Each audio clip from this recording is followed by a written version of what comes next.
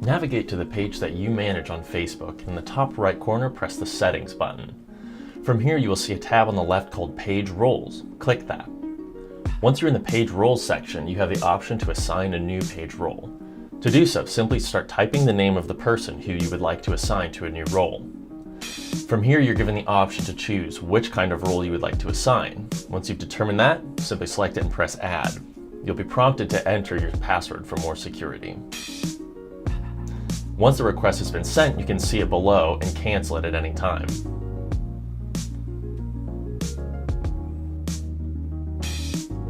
You have a few options when adding a new page roles. There are admins, which have full control over a page and can even delete the page if they want. There are also editors, who have the ability to create content. They can't control page roles or add new people in, they only have the power to create posts.